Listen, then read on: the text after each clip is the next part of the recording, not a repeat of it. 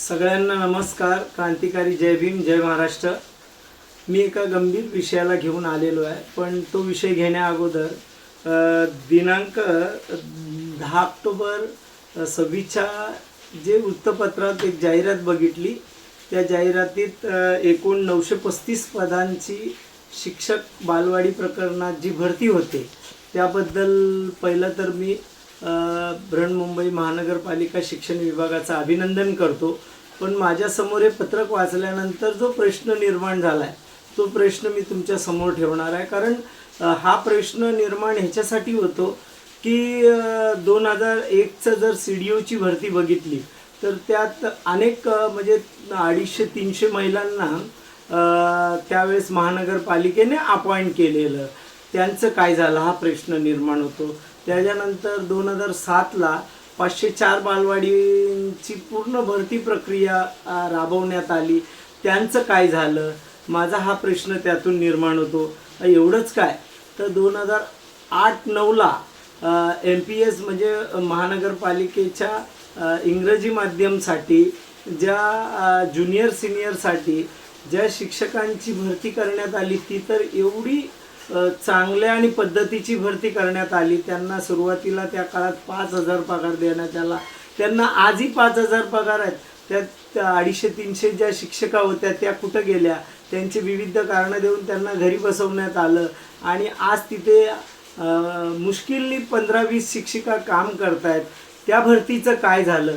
आणि म्हणून मी जे 10 ऑक्टोबरची भरतीची प्रक्रिया जेव्हा जाहिरात वाचली तेव्हा मला ह्या सगळ्या गोष्टी दिसल्या. आणि दुसरं उदाहरण माझ्या समोर आलं ते म्हणजे मागच्या 2 वर्षापासून कामगार आयुक्त कार्यालयात विविध, यापूर्वी खूप लढे दिले, पण मागच्या 2 वर्षापासून सातत्याने हा विषय मी लावून धरला आहे की जे कार्यरत असलेल्या सेविका तथा शिक्षक मदतनीस यांना सोयी सवलती मिळाल्या पाहिजेत, रजा मिळाल्या पाहिजेत, त्यांच्या हक्काचे अधिकार मिळाले पाहिजेत.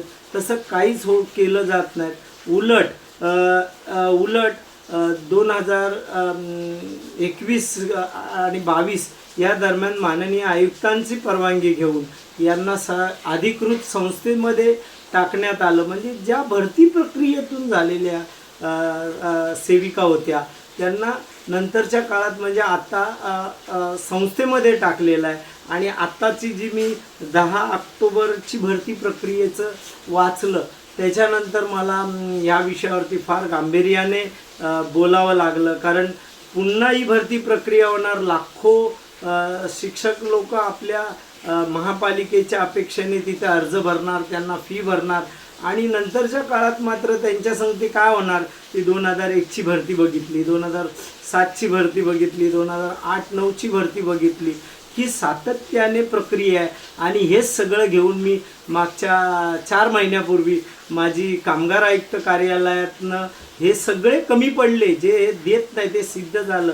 आणि या सगळ्या प्रक्रियेनंतर कामगार आयुक्त कार्यालयातनं माझी केस कोर्टामध्ये आज दाखल झालेली आहे आणि कोर्टामध्ये 2 हिअरिंगसुद्धा झालेले आहेत आणि या विषयावर आम्ही काम करतोय. पण ह्या गोष्टीचं काम करताना मला एक प्रकर्षानं जाणवलं की महानगरपालिकेमध्ये प्रचंड मोठ्या युनियन आहेत.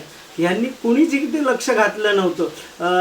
माझी ही प्रक्रियाची भीती घेऊन म्हणा किंवा कसं म्हणा, आज सगळ्यात मोठी 1 नंबर युनियन मानली जाणारी म्युन्सिपल मजदूर युनियन सारख्या युनियनला मला विरोध करायला यावं लागलं आहे. ही तिथं एक हा माझा विजय आहे.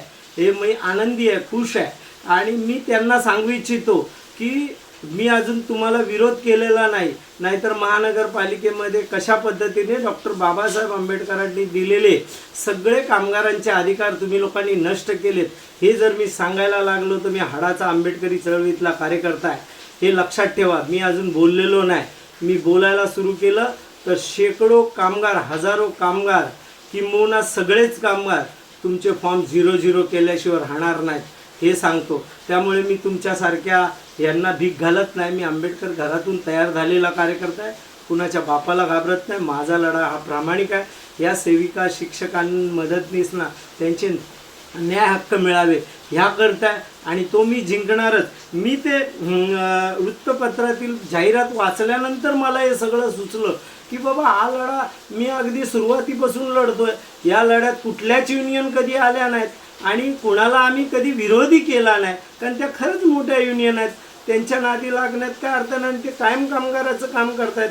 हे सगळे कॉन्ट्रॅक्टमध्ये असल्यामुळे यांना कुठल्या सोयीसुविधा मिळत नसल्यामुळे वर्षानुवर्ष लढतोय आणि खोट्या गोष्टी सांगवणं, काही करणं, ह्या सगळ्या गोष्टी ह्या मोठ्या युनियनला शोभत नाही. तरी देखील त्यांनी माझ्यासारख्या छोट्या कार्यकर्त्याला लढा देताना रोखण्यासाठी अनेक उद्योग केलेले आहेत. मी तरी त्यांच्यावर नाराज नाही. तुमच्यासारखे विरोधक मला पाहिजेत, कारण मी हा रमेश जाधव लीडर नव्हता. फक्त विरोध मला मोठ्या प्रमाणात केला आणि त्यांचा प्रतिकार करता करता आज एक मी देखील कामगार चळवळीत मी माझा छाप सोडण्याचा प्रयत्न करतोय. आणि म्हणून या बालवाडी सेविका शिक्षक मदतनीस यांच्या लढ्यात मी एक म्हणजे मोठा हक्क त्यांना मिळवून देण्याच्या प्रक्रिया पूर्ण केलेल्या आहेत आणि लवकरच या सगळ्या गोष्टींचा खुलासा होईल. पण या भरती प्रक्रियेत परत एकदा मी बोलताना हे बोलेन की या भरती प्रक्रियेत 2001च्या CDOने ज्या नियुक्ती केलेल्या सेविकांचं काय झालं. 2007-08ला 504 बालवाड्यांमध्ये लिगली भरती केली, त्याचं काय झालं.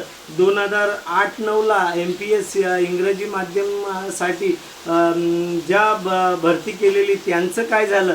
आणि आता आहेत त्यांना तुम्ही कुठल्या सोयीसुविधा देता का, आणि आता लिगली पुन्हा एकदा भरती करताय. त्यामुळे मला नक्कीच तुमच्या त्याच्यात काहीतरी फसवेगिरी दिसते. पण एक गोष्ट मला नेहमी त्या शिक्षण विभागात काम करताना प्रकर्षाने जाणवली, ती म्हणजे त्या कार्यालयातले उपायुक्त शिक्षण. हे उपायुक्त शिक्षणाने नेहमी आमचं म्हणणं ऐकून घेतलं आणि त्यामुळे आम्हाला हा लढा करताना आम्हाला ताकद मिळत राहिली की ते ऐकून घेतल्यामुळे या सगळ्या प्रक्रिया आम्ही लवकरच त्यांना भेटून त्यांच्याही ही बाब सर्व लक्षात आणून देणार आहोत. पण मी आपल्याला या माध्यमातून सांगू इच्छितो की भरती प्रक्रिया सगळ्यांनी उतरलं पाहिजे. ही कौतुकाची बाब आहे, पण ह्या गोष्टीत मागच्यासारखं होणार नाही याची काळजी हा कामगार नेता रमेश मारुती जाधव घेणार आणि गप्प बसणार नाही. ही सगळी प्रक्रिया अगदी कायम कामगाराचीच होईल आणि याच्यामध्ये जे आत्ता कार्यरत असलेल्या सेविका शिक्षक मदतनीस यांना कशी संधी मिळेल ही माझी लढाई असणार आहे. जय भीम, जय महाराष्ट्र.